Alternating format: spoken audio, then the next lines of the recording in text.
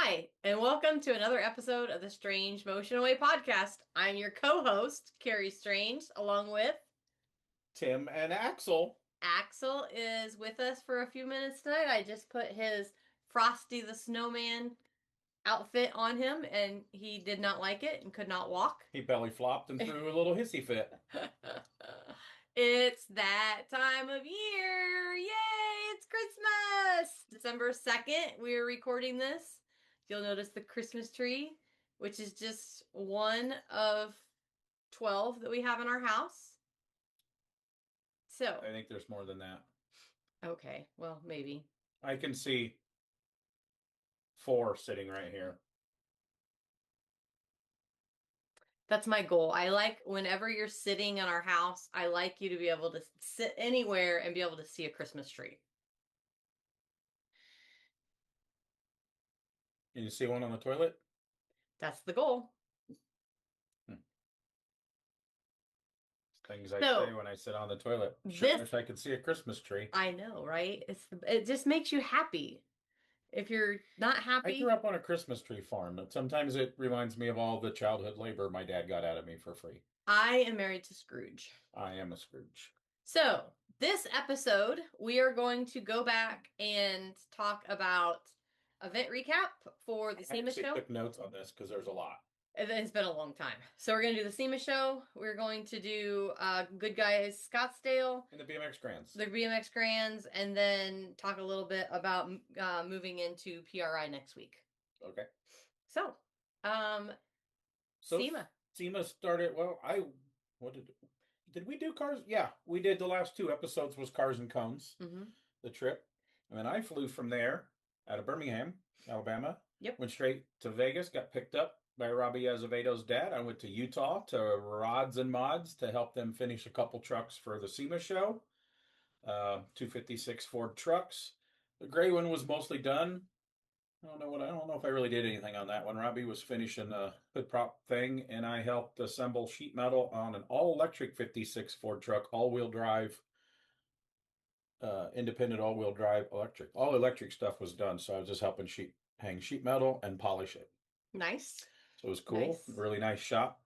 Didn't really know anybody. Didn't even know the shop owner. But Robbie Azevedo, one of our past guests, works at his shop. Had me come out to help for 5.5 days on the last push. They made it. Had a booth at SEMA. And then since in the meantime, I'm going to jump ahead. The gray truck went to Scottsdale Goodguys and got the first, I guess, 2026 finalists for Truck of the Year. That's awesome. Yeah. But there's never really a stranger to you. Like, you make friends with everybody, and if you don't like them, you still need to realize not everybody even thinks I have a sense of humor or understands my sense of humor. Probably understands. Because the joke was, I said the first day there, Robbie and Jamie, Robbie's wife, get my sense of humor. They're funny. At least Robbie thinks he's funny, right? Right. Jamie's funny. They got 4 kids, and my joke was I came to Utah to try to get back into my kid's life because my ex married asshole stepdad, and he moved him to Utah. And I told that day one of meeting all these new coworkers at this shop, and they're like getting all serious, and they're like, "Well, how is that working?" And I'm like, the joke is that some of Robbie's kids might be mine. It's not. It's just a joke. And Robbie's dad said, well, when I told him that, he goes, well, tell me which ones might be yours, so I'll quit buying them gifts. None. No child. So finally, by the end of the 5.5 days, they realized that I was just to bring some comic relief too. Enjoyment to the stress out. The one guy on day 2, I go, you don't talk a whole lot. Yeah, I don't really like to talk to people.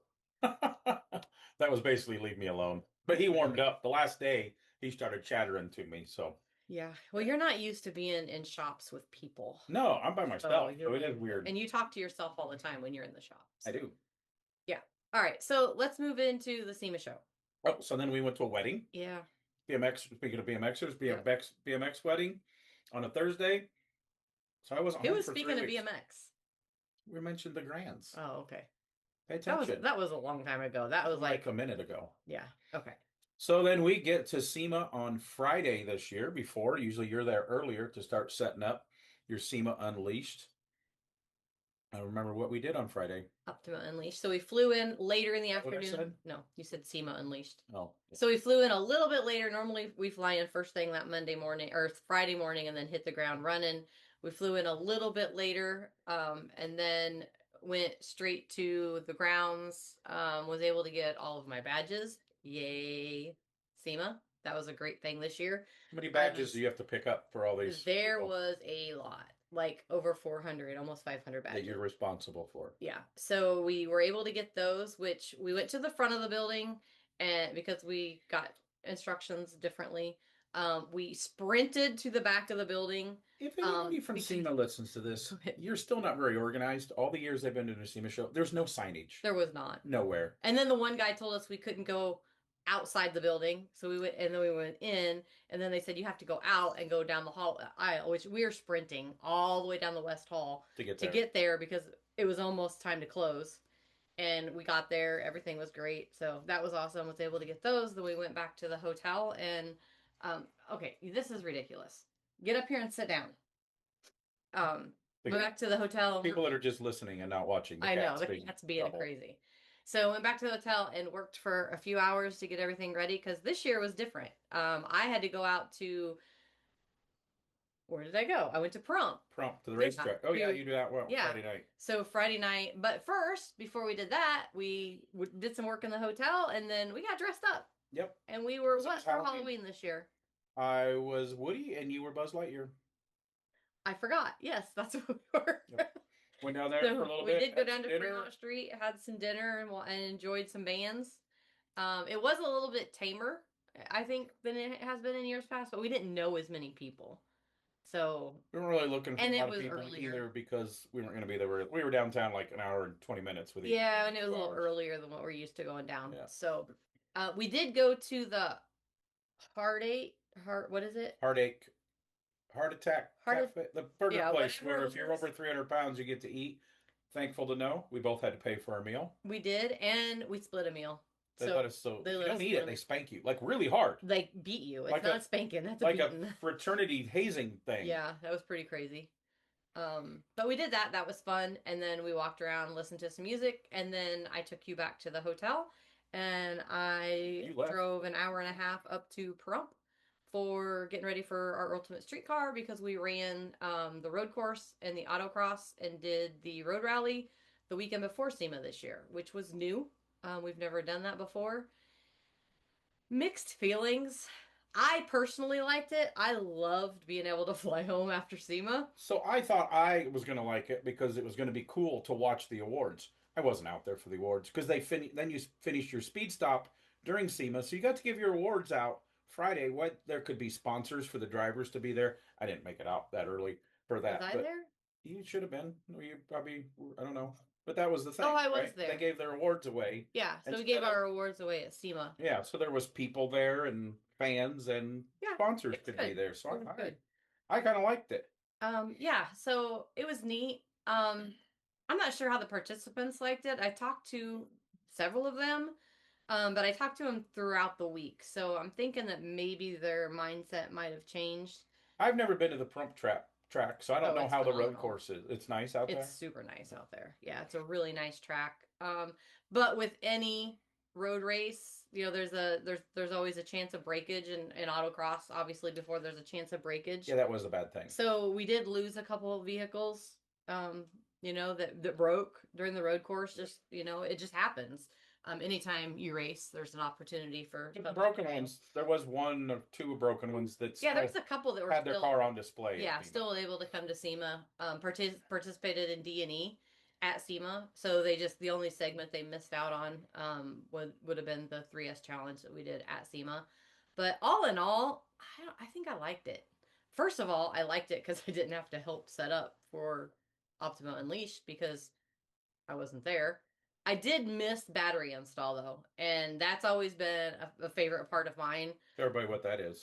So Optima does battery installed in the feature vehicle lot on Saturday and Sunday and Monday. For feature vehicles, they'll swap out their battery at the side of the check-in lot. Right. And it gives me the opportunity to see the cars as they're coming through all the feature vehicles. because I don't get to walk This is around the the show first time in here. a couple of years you've left SEMA Unleashed during the day and you actually came in the building to I talk did. to a sponsor You keep person. jumping ahead though. So yeah, so I missed the battery install. That's always fun. It's always, we get the opportunity to take batteries out and see behind the scenes a little bit on some of these cars that are coming to the SEMA show. So it's always fun. It's always fun to talk to the participants because they're just getting there. Some of them, it's been their first SEMA and they're super excited and, they're going to teach us the world. We've been doing it for 25 years and, but their excitement is always fun. So it's always nice to be able to see the vehicles and talk to the people. Plus, I deal with sponsorship all year long, so it's kind of nice to put a name to a face of some of the people that I've dealt with over the year. So I did miss that, but Betsy took my place there and she handled everything phenomenally. Got everything taken care of, and then I returned back Sunday night after we were done with the road course and the 3S challenge out at Pahrump, and we were able to go out to dinner with Zane. And well, you went to the drag races. So how were the drag races? Yeah, Britt Casper from Dan's Driveline there in Vegas does our drive shafts. We've done some YouTube stuff with his shop in the past. Bonneville Racer Which we picked need to this get up. him on an I think we do. episode. We do. Yeah. Picked me up, and then we picked Zane and his customer up, and we stopped by Kevin Stone's metal fab shop on the way to the drag strip. If you don't follow Kevin Stone, he's another one that's getting ready to come on here soon. He makes huge metal and stainless sculptures like you would see in front of a college or a hospital, or it's Some of them in Vegas, right? yeah, they're Yeah. ridiculous. I posted on my social media. I don't think I did on the podcast page. Um, like you can't imagine until you're standing. There's one picture with Zane standing there and how big the uh, dragon. It's going to be a fire shooting dragon that's going someplace down in Florida. It's ridiculous.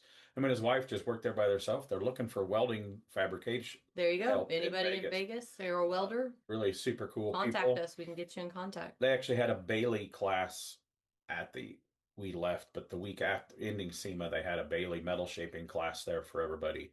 The Bailey corporate people come into. So yeah, super talented. Went there, went out to the NHRA drag races. I always like to do that when I don't take a car to the SEMA show, and I haven't taken a car for a few years. And right now, I know it's weird to think about it. I have no future plans to ever take a car back to SEMA. No. If I build something for myself, maybe, but any of the customer stuff we have lined up, they don't really care about SEMA. Mm-mm. And I like hot rods and customs, and I hate to say it, but there's less and less of those at SEMA anymore. They're Pro Tour, modern cars, and all of that stuff, and they're Gen Camaros, and Yeah. but it's Well, still SEMA is SEMA's about, still it's yeah. absolutely I incredible. But we mean, did the drag races Saturday and Sunday. Um, so yeah, it was pretty awesome. You got back in Sunday, and then we're still. I mean, the SEMA's already started for us with all the stuff that you're doing. And Monday, I get up and I do new but we got product to go to judging. dinner. That was awesome. The first time all of us got together, it was you and me and Zane and his customer and Tucci's. So we got to see Dave Oh and yeah, Dom yeah, yep. Tucci, which we just had Dave on here not too long ago. We got Dom that's going to be coming up here pretty soon. But it was nice to sit down, and we've known those guys forever. So it's kind of like a little family reunion when we go out there and we get to see the people we don't get to see Had all a year. nice steak dinner. It was really good steak dinner. So that was nice. So we got to see them. And then Monday, We've been gone for a couple days. we That's why the had, cat's he not likes normally it. this lovable. Yeah. So then Monday starts. You go back out to setting up the Optima Unleashed, Yep. That's where we and moved in our ultimate street cars. I go do new product judging. Zane and Tucci Mm-hmm. are on the team, and Dom, both Tucci's. We don't really like to say which team that we're on in case It somebody gets doesn't mad at matter. us for not picking their product. But there's, I don't know how many are there? 11, 12 categories. Yeah. There's, And they actually I moved it don't around know, this year. You guys had less to 30, do. 40 judges because they feed us and then we do the judging. So then Tuesday morning, we have to go to the opening breakfast before the show starts. They give out all the new product awards, so that's pretty cool. And I'm just doing move-in stuff all day long and final setup and getting everything ready. We got all our participants moved in, which was really great this year. We were able to get everybody checked in at Pahrump, and get their badges and get everything to them that they needed. So I didn't have to do a lot of check-in stuff that day. So that was super nice. I do hear that there was a participant that might have told Jimmy that, oh, because Saroja helped me at Frump. And he said, oh, it takes two girls to replace Adam. I will find you. I will find you. I know who you are. Adam's never done that before. Well, Adam checks people in three stops. I was a one and done, and I did more than just Ultimate Streetcar check-in. But that's besides the point. I will find you. Anyway, so anyway, got all that done, and then just final setup, getting ready for SEMA, getting everything taken care of for the SEMA show. And then Monday night, you actually went to another event when I called it a day and went back to bed. Oh. You went to the mini truck. I went to the Mini Truck Hall of Fame celebration. They have a truck show out in the parking lot. Local clubs come out. Some people don't even know they're doing a Mini Truck Hall of Fame inside the building. This year it was at, what was that? Not Top Golf, but Atomic Golf. They're right there by the Stratosphere Casino Hotel. A lot of great trucks doing pinstriping, airbrushing in the parking lot. And then inside, went in, ate some dinner. Got to see a bunch of my mini truck friends. Todd Wilt got inducted in the Hall of Fame as a builder. Colorado Custom that we've worked with for a lot of years got in as a company. They're owned by somebody new than when we used to deal with them a lot. They used to do one-off wheels for us for our SEMA cars. Wait a couple months, then sell that wheel to the public. And for quite a few years, you did their half-wrap steering wheels. I kind of wish Al and Betty Manis could have been there. That would have been fun, but not sure if anybody really reached out to them or they even know. yeah. They're kind of not around the industry that much anymore. They're the ones that started it and sold it off to the, excuse me, the people that have it now. Really nice guy. I got to visit with him for a little while. So supporting all of that. The sound was terrible in there. They moved it kind of last minute to another place. They're not going to be there back. I think they're going back to Hogs and Heifers next year. And they said they might want a little help on the microphone next year, so we'll see. Nice. So nice. yeah, they do jobs booked. a builder. They do in the Hall of Fame. They do a truck, like a famous truck that got into a lot of magazines and won a lot of awards. They do a media industry type of person. Oh, who is that? I forget. Putting you on the spot. I know. I should have had it on my phone. I can find their Instagram page, but yeah, let's do the official here. All right. So while you're looking that up, oh no, I don't want to go ahead of time. So yeah, because I was in bed. I didn't do anything that night. I was a bum. I was tired. This year they do a builder, which was Todd Wilt, a show, which is West Coast Nationals, the truck world, the Courtney Hallowell Lifetime Achievement Award. To me, that's a pretty big one right there. Amazing. The Courtney Hallowell Award. We all, even if you weren't a mini trucker, you were friends with Courtney Hallowell, you know how much he has missed. It was Joe Bernardo. The truck was red hot. They do a painter, which was Patrick Reed Company. It's Colorado Custom. Mini Truck Memorial Award, Tom McWeeny. The Steve Stillwell Media Award, that goes to journalist photographer, which was Joe Greaves. Okay. She did stuff not just in the mini truck world, but a lot of the other stuff. And the club was Local Finesse. Forget what they were from. And they had a ton of people there. Of course, your club's getting in the Mini Truck Hall of Fame. Oh, you show out. Yeah, you're gonna show They out. had custom shirts made, everything. So it was a great night. Mini Truck Hall of Fame. I don't know how many years they've been doing. 17th. Right? Yeah, 17th time they've been doing the Mini Truck Hall of Fame. Nice. I don't make it every year there, but it was pretty cool to go. I wanted to make sure I went because I've known Todd Wilt forever, Colorado Custom, and knew a lot of the other people that was getting in there. And I've known a lot of the truck guys for years, and I built a lot of trucks, so it's kind of cool to go and hang out with all those people. So before the SEMA show actually gets started, kind of forgot I did that. Yeah, awesome. And then starting the SEMA show. So I had to be there super early, and you actually got up super early as well, and you went over for the new product breakfast. Yep. So Yep, Jared DeAnda, the guy you know from a lot of other stuff, but he does Formula Drift MCing. He's the host of the breakfast. I'm sorry. He's Uh, just the cutest thing ever. who, Jared? No. Oh, the cat. So Yeah. people are just listening, Carrie. Okay, So sorry. Jared's a good looking dude Jared's a too. good looking guy. He is funny. He does He such is a great fun. job in the morning to keep everybody. Some days he's probably going to get his wrist slapped for going a little bit off script because I do some SEMA stuff and they have to get the script approved word for word.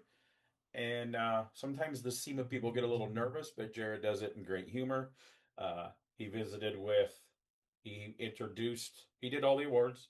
He introduced Jay Leno and Tim Kaniskis Okay. from Mopar. They sat there and kind of interviewed each other. Really cool, casual. Talked about a little bit of everything. Mopar's horsepower is coming back, all the Hemi stuff coming back. Talked about Jay's cars. That was good. Then Jared Danda took back over and brought out, oh man, I'm blank on his name. The guy that does Hoonigan, which them two guys like grew up together. So he's like the main guy that does all the Hoonigan stuff, the filming and stuff. And they were talking about a new. They didn't know if they were continue on the Hoonigan videos since Ken Block passed away. They're doing a new one in Australia that it's getting ready to be released here like this week or next week, I think, with Travis Pastrana in Australia. Oh, okay. So that was pretty cool. Yeah, so they always have some great because you want good speakers when it's 7:30 in the morning. Oh, for sure. On Tuesday morning in Las Vegas. The first day of the SEMA show, place was packed, and yeah, great job, Jared Deanda, and it's great seeing all the people get their awards when you get your category called and people go up there and give a nice little speech. It's pretty cool. I've been doing the new product judging now for I think 20 years, 22 Oh, I think years. it's been longer than that. I think it's like 22. Yeah. 22 years. Friend Charlie Merritt got me on there for Motor State Distributing when he worked there. And I've been on it ever since. I think I'm the longest one still on the new product judging panel. There might be one guy You know what that means? that there was two guys about the same as me, and the one guy didn't come this year. It means I'm getting old, I know. Yep. But it was almost our 30th SEMA show, I think, that we went to. Kind of crazy to think about that. Yep. How big it's grown. Been going a long time. Yeah. A lot of changes. A lot of things changing. Changes every year with all the construction and stuff. The front of the building was all under construction. The walkways were crazy, and but man, they're sure making it more awesome. It was always awesome, but yeah. It is. So we kicked off our Optima Unleashed in the bronze lot. My nose is running. Sorry. What's that? I don't know. The cat. Oh, the fireplace log. Oh, okay. Make sure it didn't fall out in our house being on fire. Hold on just a second. It's that time of the year that Carrie has to have the fireplace. She has moved her office because she works from home when she's not running events into the living room, pretty much, a table with a computer so she can have the fireplace going all day long. And Axel here likes the fireplace too. It was almost a snow day in Tennessee. It was cold and rainy. We didn't actually get any snow. We did. When I was out, we were getting a little bit of flurries. And I went, oh no, Tennessee's going to shut down. They probably didn't even have school today, did they? Probably not. They didn't go past to school today. Okay, so we're all good. It did not fall out of the fireplace. So yeah, so we got do on day one on Tuesday out at SEMA Unleashed. What's going on then? So we got everything kicked off, and we started our design and engineering for our Ultimate Street Cars. And we actually got through all of them on Tuesday, which was phenomenal. Our judges were awesome, and they got everything taken care of. Our participants were great. They were where they were supposed to be when they were supposed to be there. And then we also have our drift exhibitions going on. And we had a lot more drivers this year, a lot more opportunities for rides. We had the safest program at the SEMA show. So just say the safest program. I did. I said the safest. The ones out front, they just didn't have very much room with the out front things. That was part of the problem, I think. But yeah. But it was good. Like I don't know. I've been actually this month been trying to stay off social media, but I have been seeing a lot of feedback and people saying negative things. Keyboard warriors just need to stay home, like stay off of, like it's just ridiculous. Like it's positive and there's a lot of great things going on. There was a thing that people kept sharing. Some, I'm going to say idiot young person said it was worst SEMA ever. Where was he at? Yeah, did he even go in the building? Did he get like? I want to slap somebody misinformed. Fucking idiot that posts something like what that. Are they looking for? I mean, anytime you post something negative, you're the problem. So you're bringing attention, and maybe it was one aisle or one half of a building. There was four more buildings full of stuff. I And never make it to the new building that's been there 3 years. I go to the art walk because like I mhm. didn't buy it. Oh, I did buy a book this year. It's where the book people selling book, and one of their past guests, Bob Larrabee Sr., always selling stuff there. But I walked to the one end of that building just to see Max Grundy's car. Otherwise, I stay out of there because it's like camping and side by side stuff Which is not stuff that you're into. that I want really Yeah. bad. So I don't want to tempt myself. Yeah, But I really exactly. don't have time to So even cover a third of the SEMA show. so again, I just to those negative folks out there, everybody has their opinion. They have their right to their opinion, like just like we do. And we have the opportunity on our podcast to talk about what we want to. But just remember, if you're out bashing people on social media and you're out saying you are the problem, you are bringing negativity to the world. You're bringing negativity to our I industry. just seen a guy It just needs to TikTok a little stop. bit ago that does that. He's got 1.7 million followers. He runs a tuner automotive shop, and all he does is bash other people. Like he walks around SEMA with a flashlight, I shine would it. love to find this guy and Oh, punch him in the I would face. shove that up his Rectum. rectum. I would shove that little flashlight up his butt. Yeah. And he And obviously the he's not one looking. He's point just the looking at tuner stuff. 1,000 million followers that he has, y'all need to go in there as well because Yeah, negativity doesn't do anything yeah. positive in this world. So, all right, let's So get there's off of that. that rant.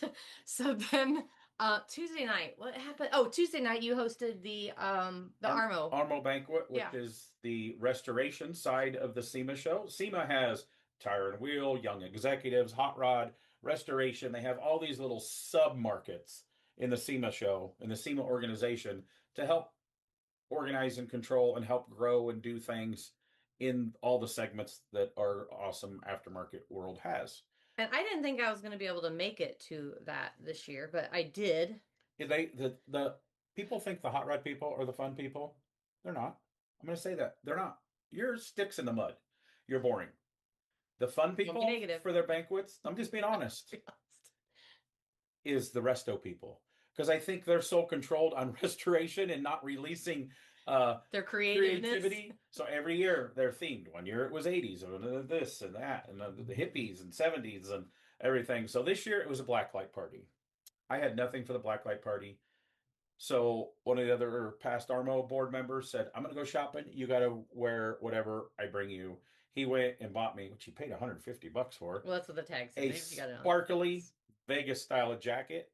So I wore it, and it worked, and everybody loved it because everybody else on the Armo board team was in blacklight stuff, It was neon. epic. I It have was to good. say, I did walk in not expecting this at all. And I walked up to the table and I just looked at him like, what the F are you wearing? Yeah, Like, I had no idea where it even said came the F. from. I did say the F word. Um, Yeah, but it but looked it just kind so of good. blew I me wore it off. again later in the week. Yeah, it Yeah, was great. And you'll wear it again. it's a nice jacket. It is a nice I go to jacket. SEMA every year with me. Yeah, Very just nice. like my jacket I got at Goodguys. So, You know, but yeah, that it was a good banquet. I do enjoy going to those. I didn't make it to it last year, and like Tim said, it's the Armo group is a really fun group of people. yeah, the scripts have to be presented to SEMA. Marcy always did them. She's moving on. Not going to work with Marcy next year. She's moving up in the SEMA organization. We'll really miss Marcy. She's great to work with.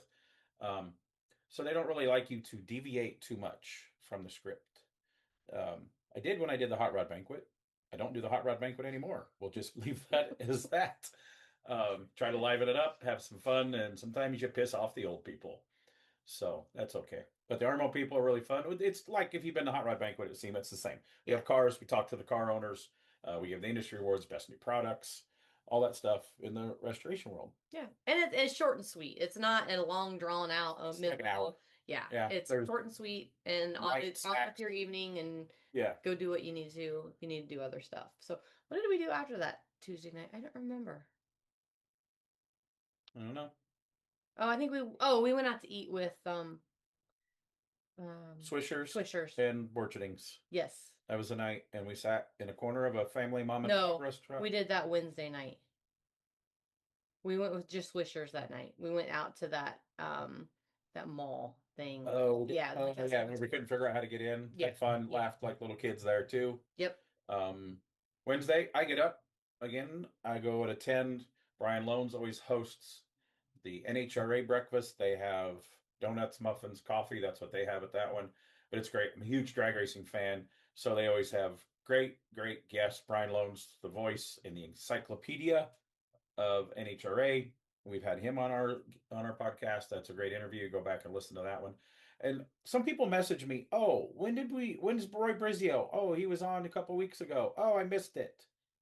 Our podcasts stay up, Yeah. people, on all the platforms. You can go back and search even the very first one with Yep. Daryl Starberg. You can go back. Yep. Which I've been starting to put some posts up, which my husband says I don't post enough on our page, but I've been putting some posts up every other day on past episodes to kind of freshen everybody's memory. If you missed one, I who don't you have missed. access to the podcast page now. That just happened. Social media keeps changing, and somehow he had access to my page. I don't want How that. that? So, yeah, so Wednesday we start our Ultimate Streetcar stuff. So our participants got their first opportunity in front of the SEMA show audience, and they got to do the 3S challenge, which is always a fun experience for them. The SEMA guests or the SEMA participants that are watching. I'm gonna move the Christmas tree so everybody can see how cute the cat is sleeping.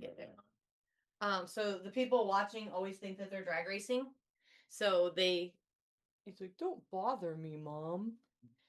So they always enjoy it. And God, I'm just making a mess. So yeah, they think that they're drag racing because we have side by side 3S challenge. So that's always fun and exciting. So the first 4 hours in the morning, I like to watch it. Yeah, it's a good time. Our participants got out there. 3S stand for, Carrie? Start, speed, and stop. Yeah. So they go down, go around a cone, come back, and have to stop in a stop box. Yep, without hitting the cone.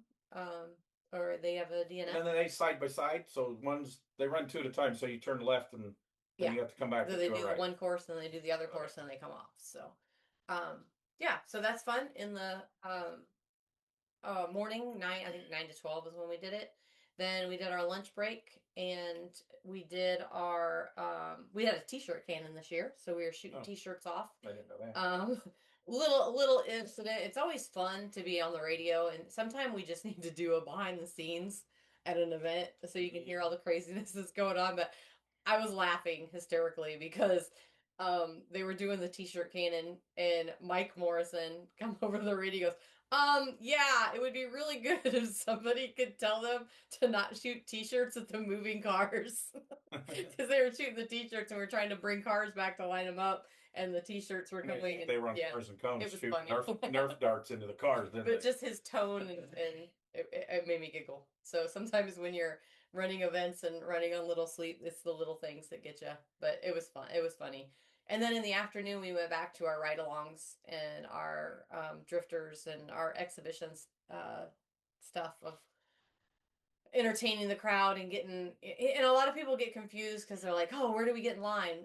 It is all prearranged, and it's a lot of the Optima sponsors and corporate people that they're bringing in to get ride-alongs and that kind of thing. There are some openings, and we do have our prize wheel that you can spin for a prize, and there's some opportunities to win on there. But for the most part, it's I didn't ride corporate. This year. I didn't either. Yep. Might have time. Chris Pavardi had to leave early, so he get to Baja, and Chris is the only person. Chris or Tanner, and we didn't have Tanner. Well, since you mentioned him, we're going to mention that real quick. Okay, yeah. So Chris was only there on Tuesday because he had the Optima trophy truck driver. Yep, Chris Pavardi, the '94 trophy truck, and he went to Baja, and they won it this year. Two drivers. Yep. Two drivers. They drove half of the. It's not really 1,000. It's like 800 some miles. And they won it. It was awesome. It was, and we watched the whole thing. Yeah, like it was. Yeah, it was phenomenal. It's so much fun to watch and see. Like there's a whole other world of automotive stuff out from where we originally started, and we've gotten friends in all the industries and all the different areas, and it's just kind of cool to with boat racing and Tyler, and it's just a lot of things that we've been able to branch out on and get some more things. I've done a ride along with him, so have you. Yep. Pretty cool. When somebody you rode in a vehicle. Not with Chris, not with Tyler and a No, I'm riding the 9. I was like, Tyler. With Tyler. I don't know about this. No. But anyway, yeah, congratulations, Chris Bavardi. Optima. And Optima batteries. That's phenomenal. That's awesome. Um, Because there's so good much one. stuff that can Oh, go wrong. yeah. It's on all kinds of. We didn't really watch it that close, but they start out and they get on a highway. It's like, why are they going 60? Because there's other cars on the road. It's in Mexico, so the lenient of rules and not sue happy Americans that they have to abide by the traffic rules on the highways. They were on the highways 2 different segments. Yep. And it's like, then later they're running. How fast did they say they were running at one time? Like 110, 120. I thought it was like 138 mile an hour across the desert. Yeah. And then they go through rocks, and we were driving someplace and allegedly watching while we were driving. One of the other drivers, there's a bunch of different classes. You were There's driving. Even motorcycles. We were going back to Illinois. Got stuck in the rocks. And some local just pulled out like a $500 truck and yanking this guy out, and locals are helping. And as they're running through the desert, bouncing around, just barely under control, there's people standing 10 feet away from it with no fencing. Because it's Mexico. But yeah, it's crazy. Harry's heart was pounding a But little how, it's like they didn't have a flat tire. They didn't break a drive shaft. Then you hear somebody else, oh, they went through 2 drive shafts. They went through 6 tire changes. It's total, not only skill, but luck. Yeah. I mean, just. Yeah, it's crazy. Yeah. And there's there could be an animal jump out in front of you. I mean, you just don't know. So much. So, but anyway, back to Wednesday at SEMA. So yeah, we finished off the afternoon with that, and then on I went to the Hot Rod Industry Alliance Wednesday night we did our season awards. Oh, okay. And did our gave those out at the main stage, which we normally always do at SEMA on Wednesday. And then our swag, our Ultimate Street Car participants that bring their cars out, they get a nice swag package from our sponsors and from Optima. And so we did our swag handout, got everybody their swag. And then you went to the Hot Rod Industry Banquet. And our good friends Jen and Randy had a car on display. Yep, in there. Their pink Roadrunner they just debuted there. Yep. Yeah, same thing. They do new products. Well, they just re-announced the new product that won it on Tuesday morning.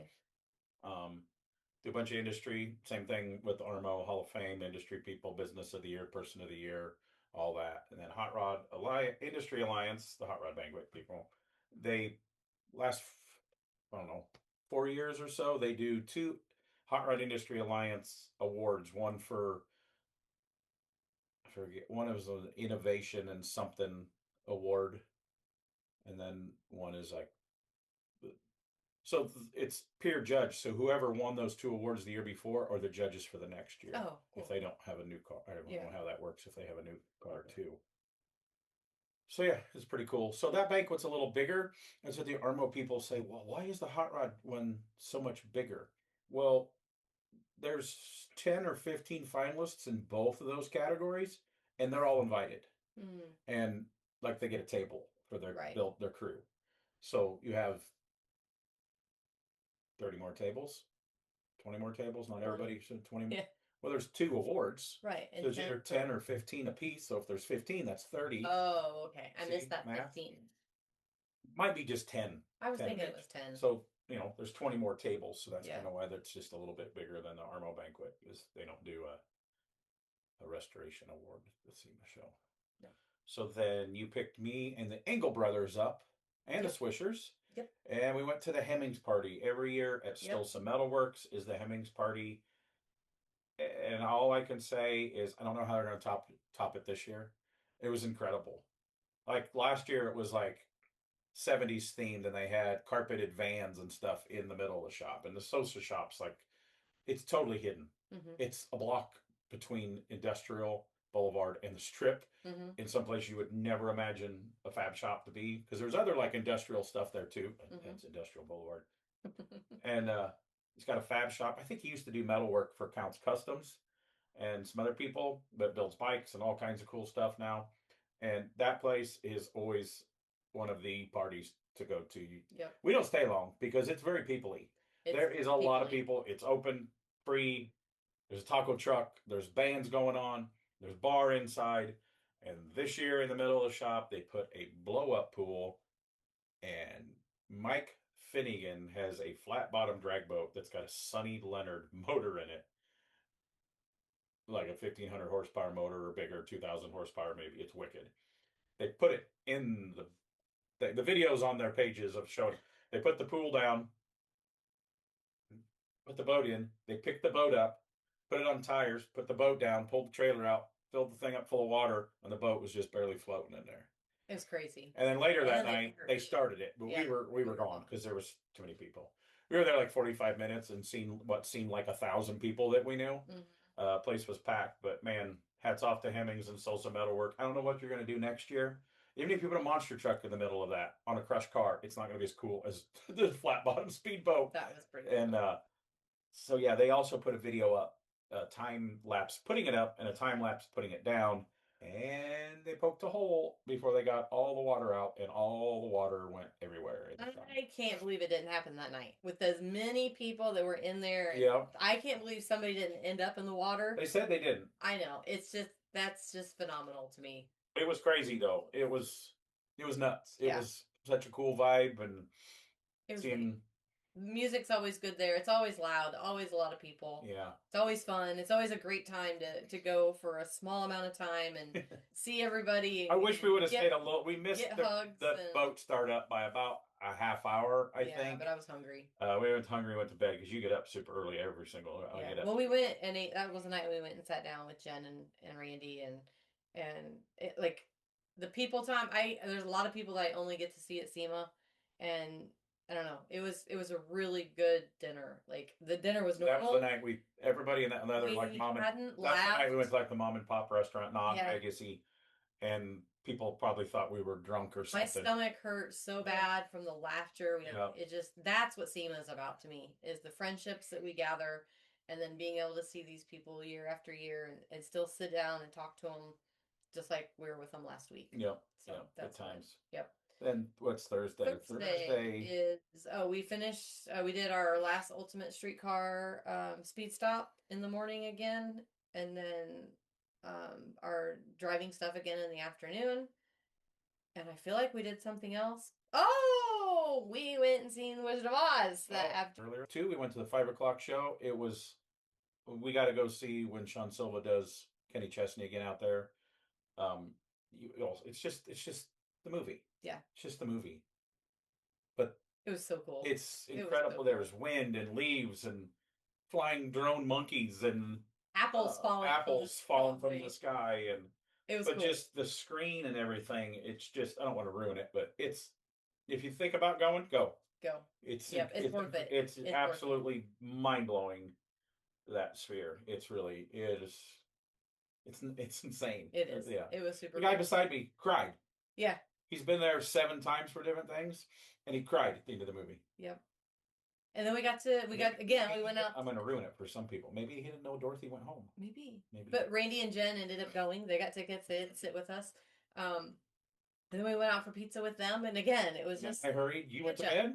Yep. And I hosted the Road True Shop party again. I laid my head down on my pillow at 9 o'clock when the party started. I'm too old. So it got crazy again. They moved it to a different venue. It was at the old Dre's nightclub on the rooftop with the pools out back. It was nuts. That's all I'm going to really say. I put plenty of pictures up. They put plenty of pictures up. I'm the host MC, and it turns into a roast. I have a host. And you wore your jacket again. I wore my shiny jacket that night. I told everybody, along with other things, you try to explain this party to people, and you can't understand it if you're not there. It becomes a roast. I come out with these professional DJ nightclub people. I got to pick a song. Told them what time the song started slow. What time the second, I went on YouTube and looked at what time the second turned the spotlights on, and I was standing on the stage, and they had sparklers to the beat, the hit of the song. It was awesome. I heard it was really good. Which was Finch, What It Is to Bleed was the song. I heard it was really good.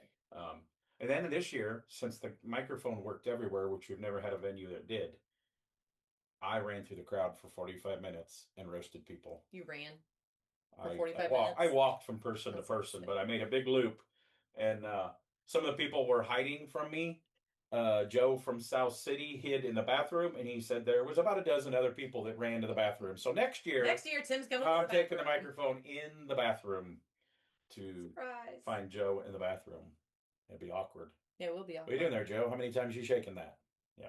It is. You can shake it as much as you want. Yeah. So yeah, I did that. I got over at 2:00 in the morning. It got a little crazy because I go on for about 40 minutes, and then we take a break, and then we come up. man, it was 11:30, quarter to 12 before we did the awards. They do a Wow. best not on a Roadster Shop chassis, which it wins everything that it can. Is the Rad Rides car, the 36 Roadster. It won the Battle of the Builders. It's won everything that it possibly can win, and will continue to do so. Um, they got a cool helmet and a ring helmet painted by Lucky Strike, Jeremy at Lucky Strike. Oh, The nice. helmet was so cool. Some. Troy didn't try it on because he said he's got a fat head like me. He does have a big head, but so do I. Then they do 5 finalists for best on Roadster Shop chassis, and then one winner, which was won by the Ring Brothers' new. I don't know what to call it. It's not a hot rod. It's not a tuner car. It is an import. They're Aston. It's an Aston Martin, right? And messed with those guys, of course, because you can. I messed with Kindig hard, Murph and his wife hard, Alan Johnson, BB. If So you're my buddies, you people get roasted that bad. he knows that can take it. Yeah, that's it's a roast. It's and then I've learned more. Like if I put the microphone in somebody and they give me a hard time, that means they were more fair game. Like Chris Jacobs, the TV Chris Jacobs, messed with me, so I messed with him back. So it's on with him. He's good personality. But some of the people that, some of these like these, the Kindig guys, all of them you can roast. The Roadster Shop boys you can roast, even though they're paying me to be there. The Ring Brothers, the Johnson. You can just, yeah. My friends get it worse. If he's roasting you, he's talking about you. It's good. Which, again, when people are talking about people on social media, they're getting attention. They're bringing light to them. And if I love these people, they get it so much worse than the other people do. And it's all in good fun. Yeah. So, yeah. So you got home. I don't know. I got up to go to the bathroom at 2:30, and you weren't home yet. So the party got over at 2. Yeah. They extended it another half hour. So what? Like, I was sitting there by a couple people. It's like, who would ever thought at the end of the night? I mean, it's been online, so it's not like you can't break bro code. What happens in Vegas? It's not really tables, but the back of these booths. They're to nightclubs, so it's made. There was people dancing on them. Alan Angie Johnson, Bobby Alloway, and Cindy Alloway. I've never thought I'd see Alan Johnson and Bobby Alloway basically dancing on a table at 2 a.m. And then Bobby come over and kisses me on the nose. Angie is a very good dancer. You can imagine that, right? Funniest thing, like the next day I was talking to Murph, his daughter has the pink roadster that Johnson's built. Grease Monkey Princess girl. He goes, yeah, look at this video. He goes, Alan's dancing like he's trying to stand up in a canoe. But Alan allegedly doesn't remember dancing. So it was 2:00 in the morning at this part. And then the DJ, the show went, it kicks it, they turn the lights on, and they still had to force us out because everybody was still, now that we can talk because the sound shut off. Hear each other. And, but it was epic. I don't know how many people I know it's over 1,000 people. They sold out in 40 some minutes. Yeah. They charged for seats this year because powers that be didn't want them to do it, but it's every year I say I don't want to stay all week, but they bribed me and almost didn't get you. You almost were. Well, they did plan it very late, like 2 weeks before SEMA, and so they just need to plan that a little ahead of time. And if you can go. And I apologize to people before. If you've ever been here, they holler. If you've never been here, and I apologize to those people because it's not any type of SEMA car party you've ever been to. They let me, as they say, they let me off my chain a little bit.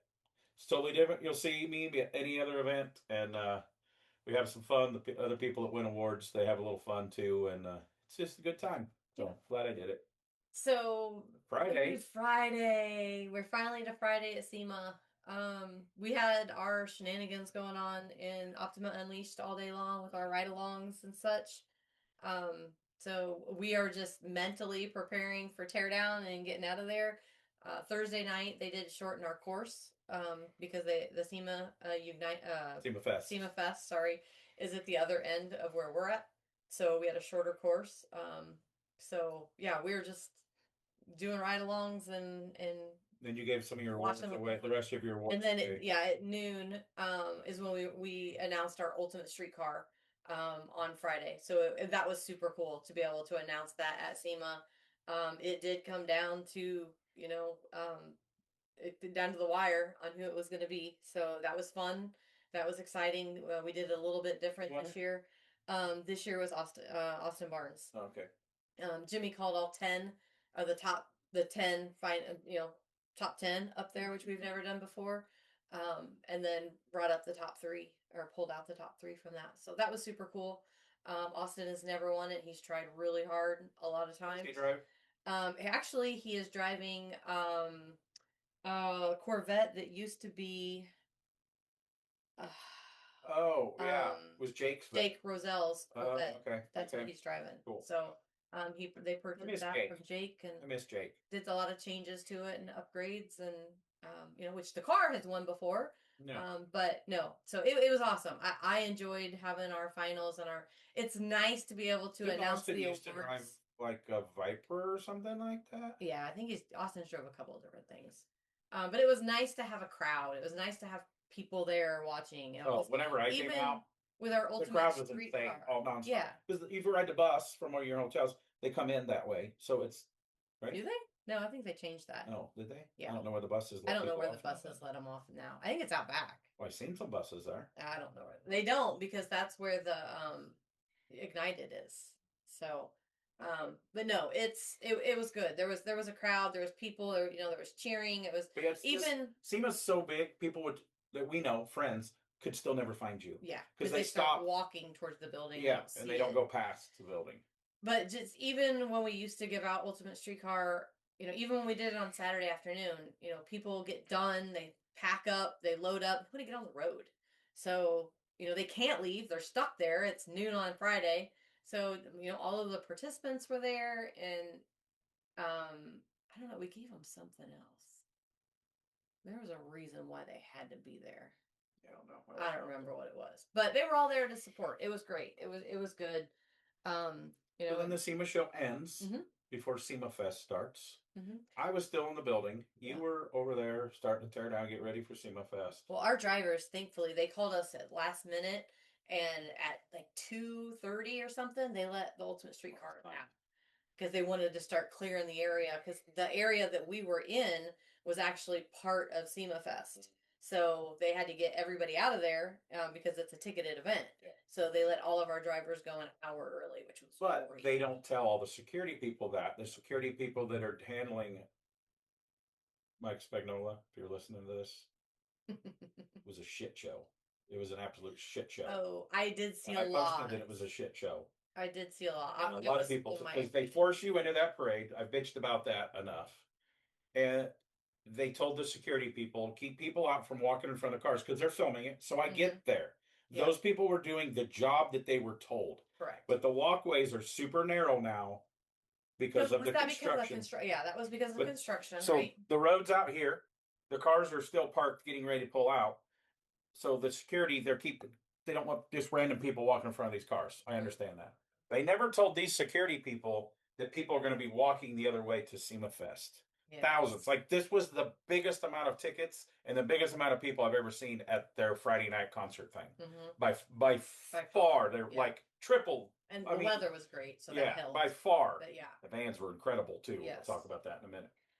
And then the crowd almost started to riot and made the security lady cry. And finally, they let the people go to the direction. I stood and talked to Mike Cotton for almost 40 minutes while we're just letting the crowd figure out what they were doing. Finally, the crowd went that way because they were pushing. It was going to get ugly there a minute. One of the other security guys came, okay, let you guys go. They had no idea that there was a concert getting ready to start down there. Yeah, their traffic flow and their flow was not. It was an absolute. But the security people were there. In their defense, were doing what they were told. They didn't just get told enough information. Right. But well, they didn't have a plan. It don't sound like they had the plan in place for proper flow. Yeah, they did not. Because all these people are coming from all these buildings trying to get over here, but you got a parade going this way. And you had to walk behind the cars. So 3 people wide. There's still some people leaving the other building, not going to SEMA Fest. 3 wide. I'm going to say, how many tickets did they sell for the SEMA Fest? Like 19,000. Something, yeah. Yeah, it was a lot. Or trying to walk this walkway with 3 people. No wonder nobody got trampled. It really was. I heard a lot about that. Yeah, it was absolutely ridiculous. So Spags, get it figured out. Get that figured out. Yeah. And make sure your traffic flow goes. I'm a hater on the parade anyway. I've only ever done it once. Sometimes I pull. I know. Are you being a keyboard warrior? I'm being a no, because this is my face, and I am telling you straight up, this is how I feel. I don't like the SEMA parade. I don't either. I'm old. I don't like the people just revving their cars up. Because one, if your car's in the building, you're supposed to have a low amount of fuel in it, and they test it. Well, then they're making you go into a parade that's stop and go. Yeah. So cars are running out of fuel. And a lot of these vehicles are new, and it's just one burnt to the one ground. burnt to the ground, and it was not a piece of crap. Something happened.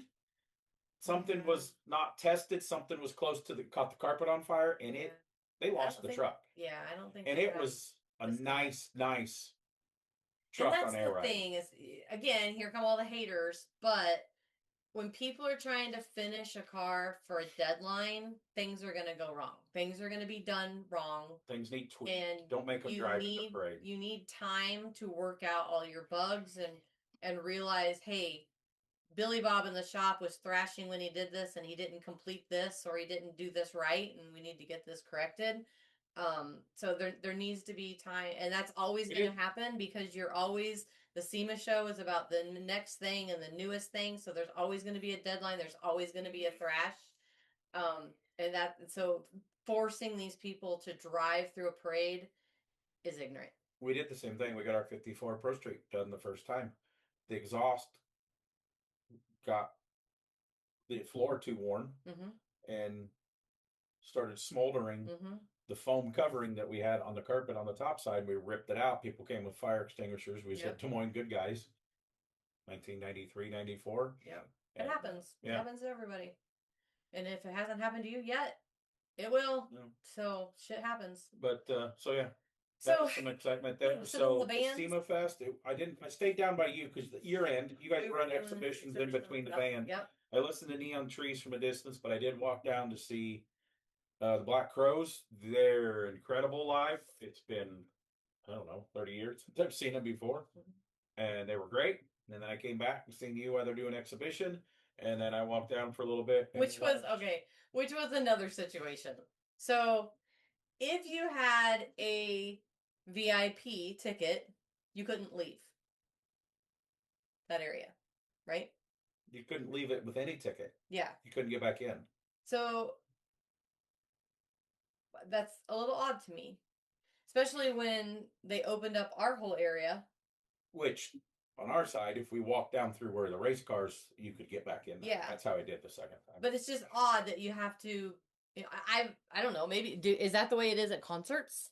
Like you can't leave and come back? Some of them, not all of Brooklyn Bowl you can leave and come back in there. Some of them are, some of them aren't. So maybe that's just, maybe it's a Vegas thing. Okay. Maybe. I don't know. But that was weird. That was a weird thing that, maybe I misunderstood you. I thought you were in the VIP area and they wouldn't let you out of, you couldn't. Oh no, you could go. Oh, okay. I was coming out to see you, see if you needed help with the drift cars. Okay. And they're like, you can't come. I go, even with the VIP and a hand stamp, we don't do hand stamps once you leave. Well, I had extra passes. Right. So I had an extra pass to put on that they would scan. Yeah. But then I figured with my, anyway, okay. I don't want to tell people how I did it. But then Queens of the Stone Age was the headliner. I've never seen them live. They were awesome too. So hats off to SEMA. They bring amazing bands. That's why they sold so many tickets for the SEMA Fest. It was, locals from town can buy a ticket. You don't have to be a SEMA member to come. So, some people complain that SEMA is doing it to make money. They're doing it to make money so they can spend it in Washington to bribe people to keep it. It's a business. Yeah. Just like, we'll get into that later. But that got over. I finally walked down and me and you went to eat. I didn't end up watching. We did? I went to the hotel. Yeah, we went to eat something real quick. Don't remember that either. Yeah. Because I asked, is Betsy going? No, she flies out early. Then we flew out midday Saturday and come back home. Yeah. So that was good. SEMA. It was a good SEMA show. It was a really good SEMA show. I have a really good.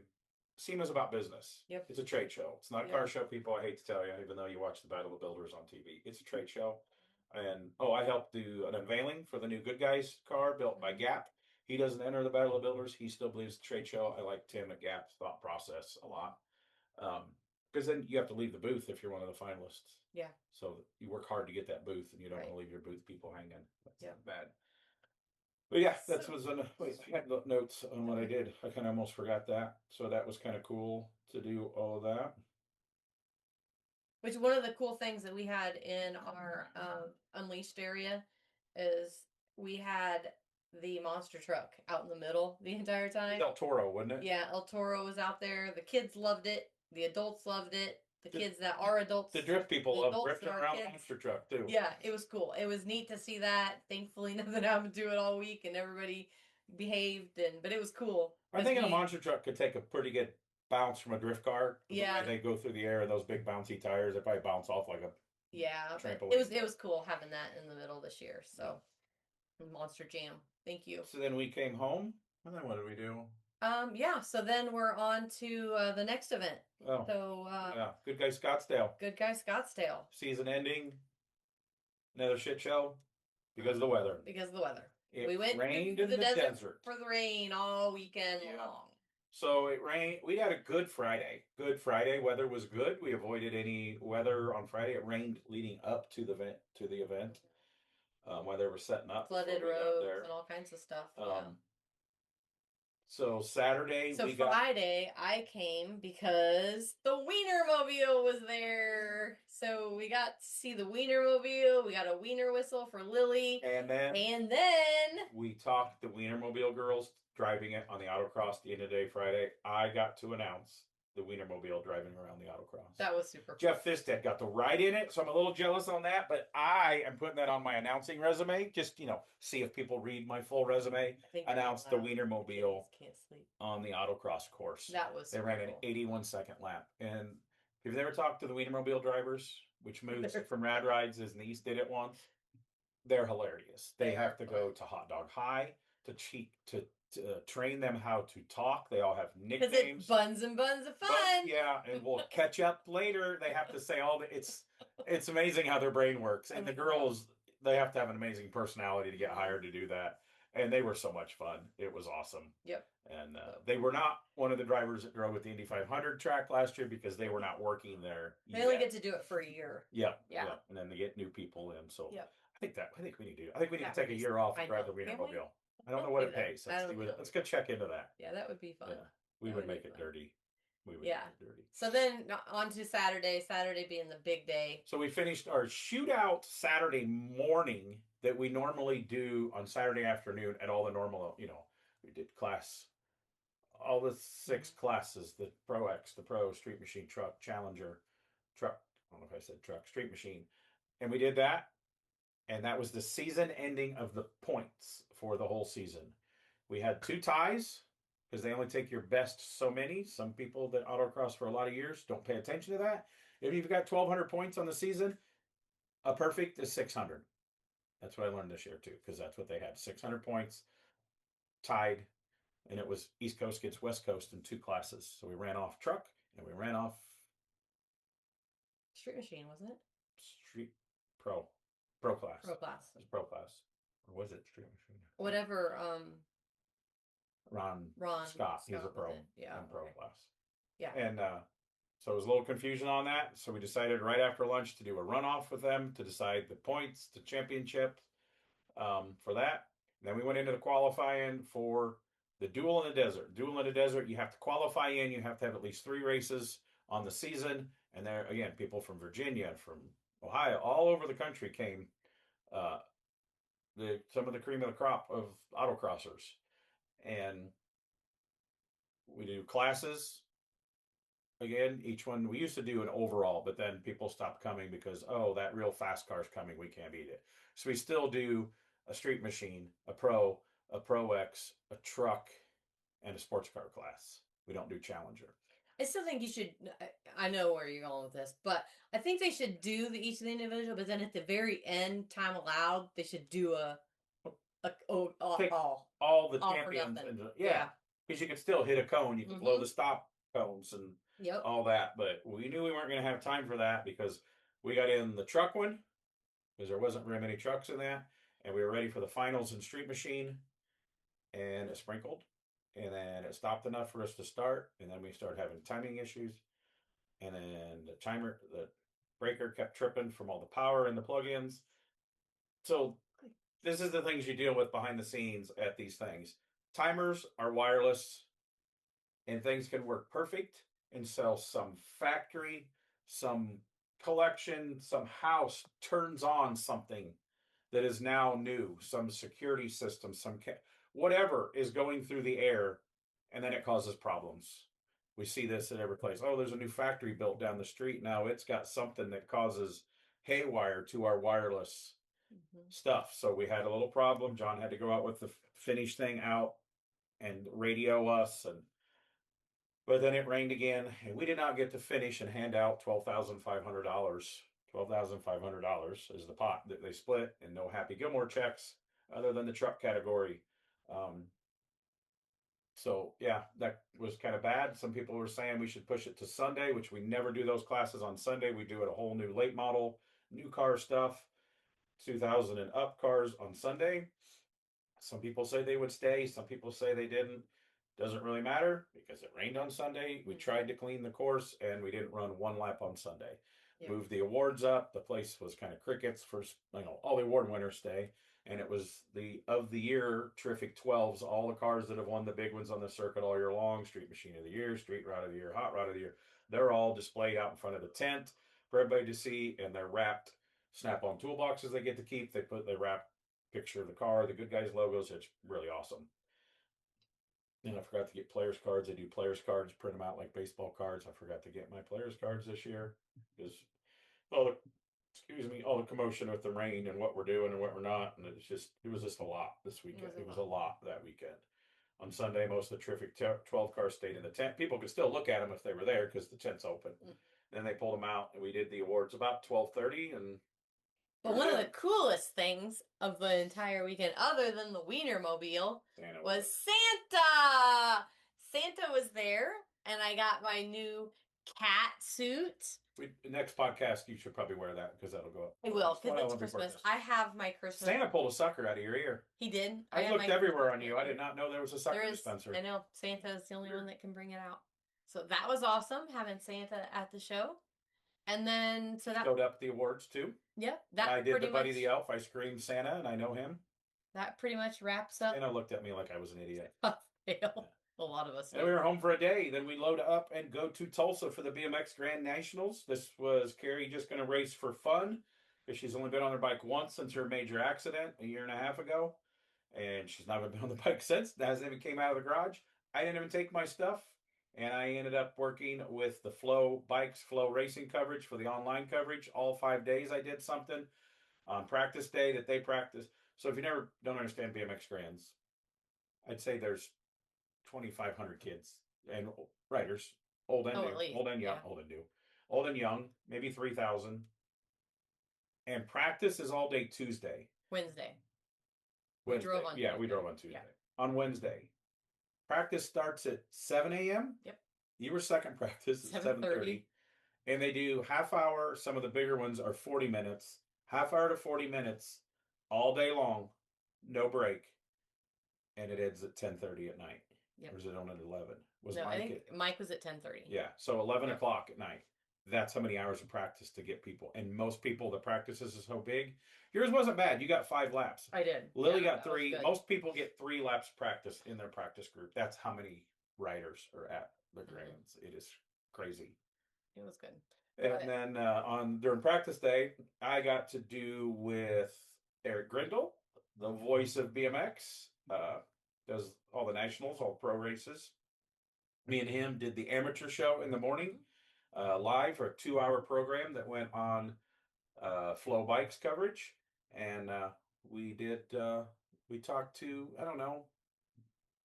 15 riders. Yeah. It was amateur, so amateur cruiser boys and girls, amateur boys and girls 20-inch. So we talked to a majority of them. A couple of them were up for both titles, and it was really fun.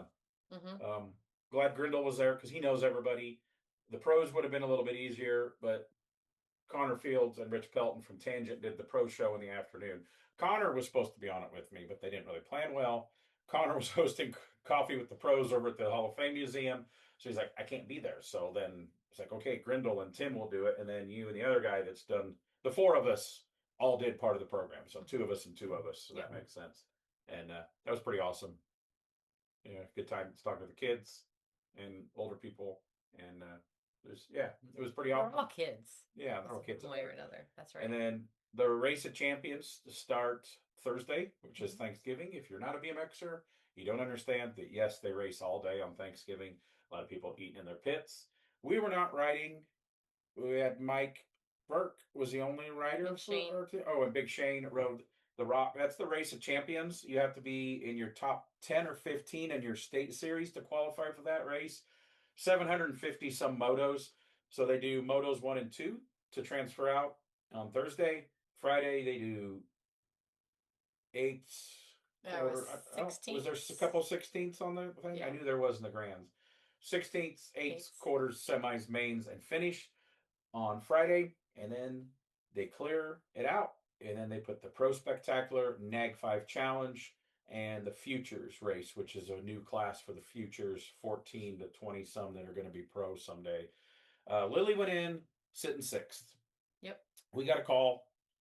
Long story, but one of the girls got sick. They wanted to bump them in, so Lily got the race. We first time we've had a strange motion rider in the Nag 5 Challenge.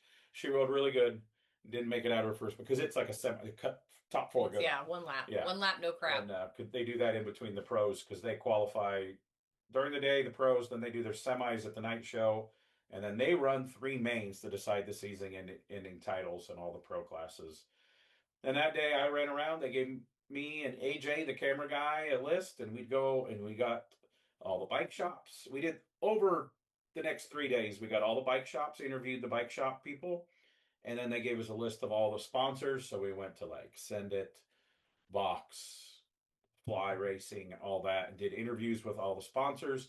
Grabbed random people that I want. Talked to Like Bubba. people in the pits. Yeah, Bubba Harris's dad. Talked to him. Talked to some Nebraska Hall of Fame people. Luckily, I know a lot of people, so it's pretty easy. We would just get random people in the crowd. Almost all those people I ended up knowing ahead of time. Talked to Miss Kitty. Talked to the Robinsons. And then I continued some doing Connor Fields's Pups in the Pits. So we interviewed people about their dogs. Parents get more excited about talking about their dog than they do their kids. I'm gonna say I understand it. So I met some really cool dogs. A couple of them were kind of camera shy, scared of the camera. Some were lovable. Yep, here comes the cat. Talk to me about lovable dogs. So yeah. So you talked to this one girl when you were doing people in the pits, and you were kind of being a little mean to her and a little harsh to her, and AJ was getting a little worried. It was on Sunday, and I said only the fast kids are still racing on Sunday. That was you.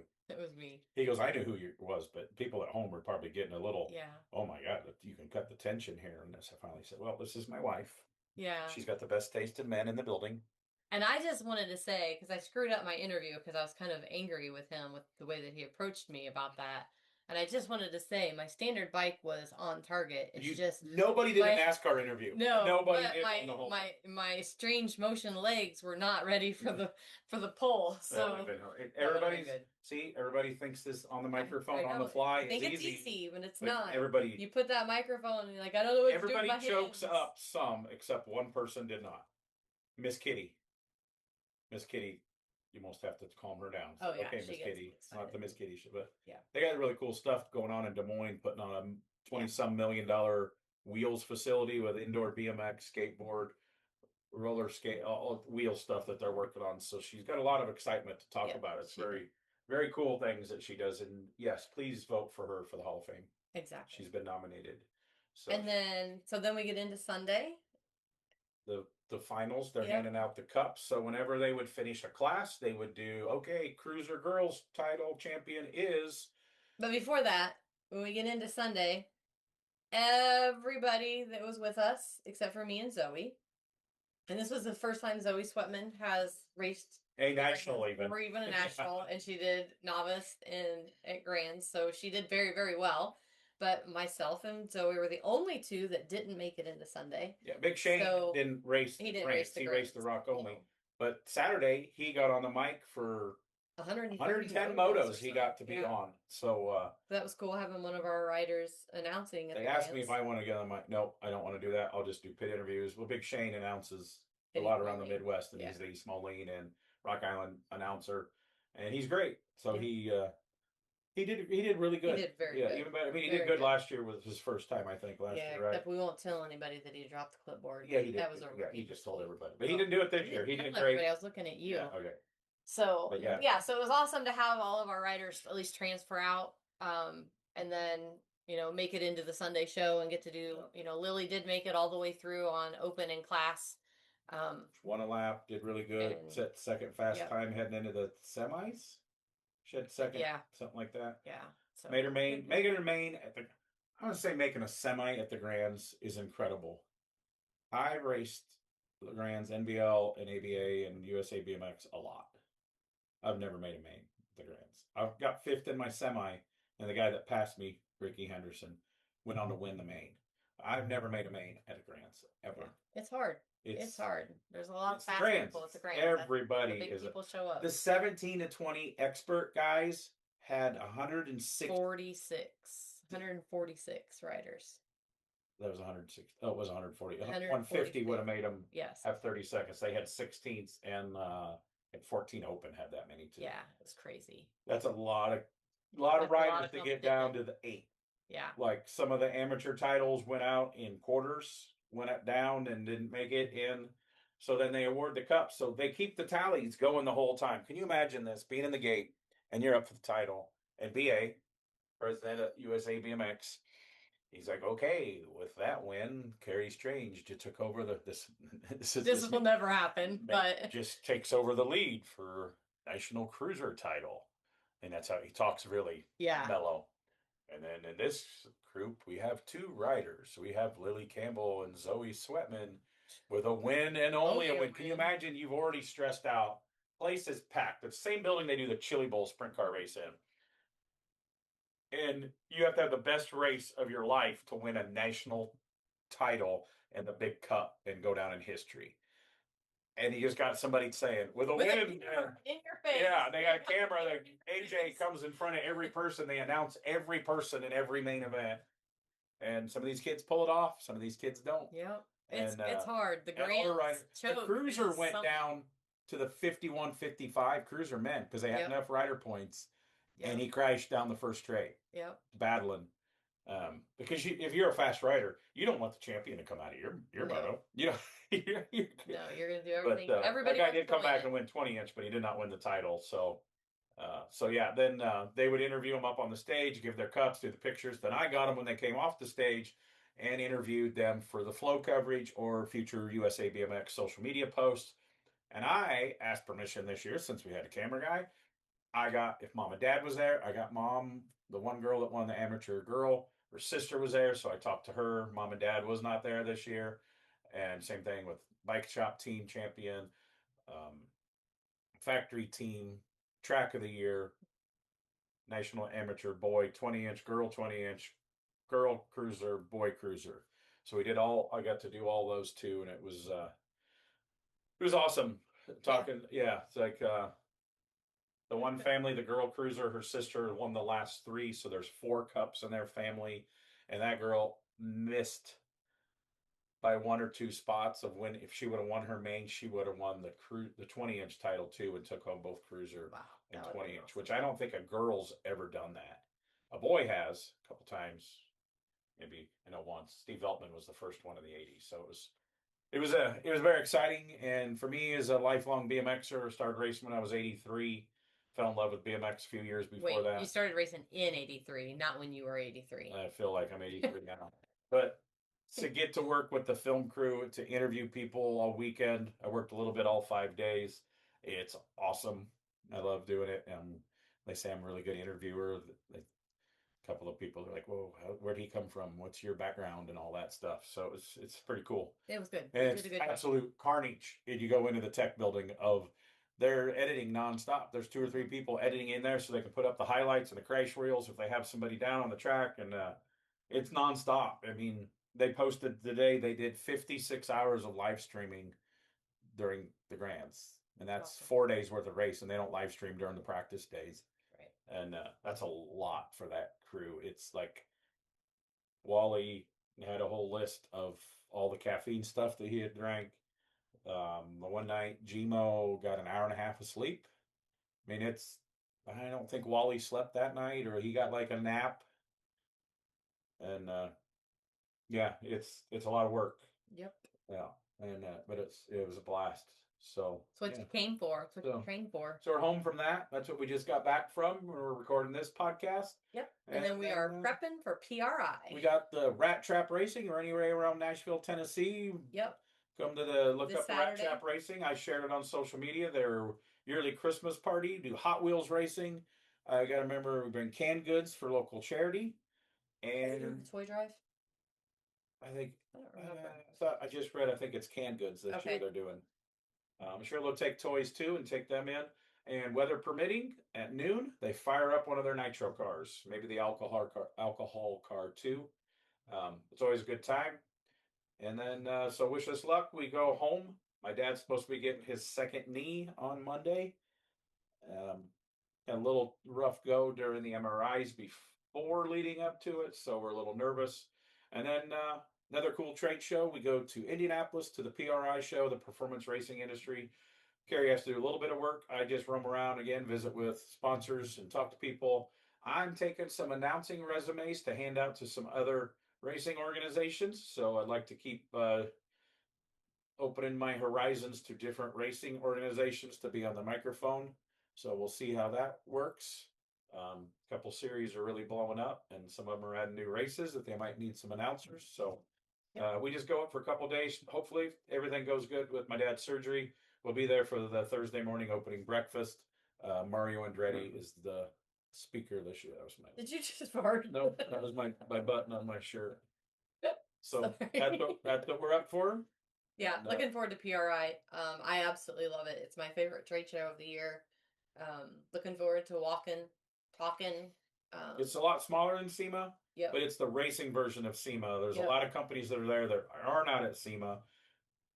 It's where I make business happen. There's a lot more fabrication equipment companies there, chassis tables and clamps and stuff like that, and CNC. They set up CNC machines there that don't really go to SEMA. So it's just a lot of cool stuff. There's a whole lot of stuff that I never get to see, that the boat racing stuff and the tractor pulling stuff, the billet blocks for the tractor pullers, truck pullers and stuff. And it's just a good place to get ideas and inspiration and talk to people. I mean, all the racing people. Networking. Need new race team outfits. They're there. And I got my earpiece. Race Girl people will be there. And so, yeah, it's really awesome. A lot of stuff going down in the racing world now that we don't really talk about all the time on air. Some of the stuff is going to be announced. Who's filling extra seats? If you're not following drag racing today, Alexis DeJoria announced she's going to John Force. Last week, Austin Prock and his dad announced they're leaving John Force. Looks like they're teaming up with Tasca. Josh Hart, a couple months ago, sold his racing organization to Elite. So they're starting, when partnered up with Tony Stewart, to do Top Fuel. And Josh Hart sold his team, I said, and he's driving Brittany Force's car. She stepped out of the seat. There's been the craziest drag race silly season that I can remember in a long time, and some say it's not over yet, because I think they're doing 4 cars, funny cars for Force, and there's still a seat to be named supposedly. So Alexis DeJoria, I'm a fan of her, and having her in a Force car as a past U.S. Nationals winner. Look for some magic to happen there, and play with same with Josh Hart. So competition is good. Yeah, it's exciting. I'm a drag race fan, and same with IndyCar. I'm an IndyCar fan. They announced the Juncos whatever final seat today. I'm a little bummed it was not Connor Daly. So right now, Connor Daly doesn't look like he has a full-time ride for next year. I actually commented on his post when he posted about that IndyCar needs him and the fans want him, because he's definitely a fan favorite. Whenever he gets in a lead at the Indy 500, he goes nuts. So hopefully Dale Coyne, I think, has an empty seat. Yeah, maybe at least Connor can just put an Indy 500 only ride together. So a lot of crazy stuff going on in the racing world. We're racing fans along with car stuff. So Axel's coming back to think, are you guys ever going to shut up? He wants his claws trimmed. He does. So that'll be awesome. That's all I got tonight. That's all I've got. Is that all I got? Thanks for tuning in to another episode of the Strange Motion Way. We've got some great guests coming up here in the next month, and possibly some great new sponsors coming up. Had a good meetings at SEMA. Continue some at SEMA or at PRI. So it's our goal to keep working with some of our great companies that we believe in our hot rod shop, and giving them some love on the podcast.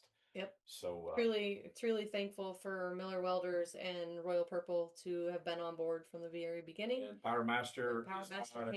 They kind of pick and choose the interviews that they wanted. They were the first on Brizzio's, and we're getting ready to do a couple other of people that they support, so they want to be on their podcast, so that we do that also.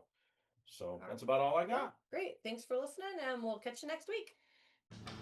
Hey welders, ready to upgrade your gear and save some serious dough in the process? The Miller Build with Blue Savings and Rebate Program has you covered. Find amazing deals and cashback rebates on a wide range of Miller products, from welders to plasma cutters and everything in between, all backed by our 3-year warranty. Don't let this opportunity pass you by. Take advantage of the Miller Build with Blue program now. Visit us online or stop by your nearest Miller distributor today to start saving. The Strange Motion Way podcast, brought to you by Royal Purple. Premium synthetic motor oils and high-performance chemicals have been designed to improve performance, provide long-term protection, and give you the confidence to push your vehicle to the limit. Royal Purple Premium Synthetic Motor Oils.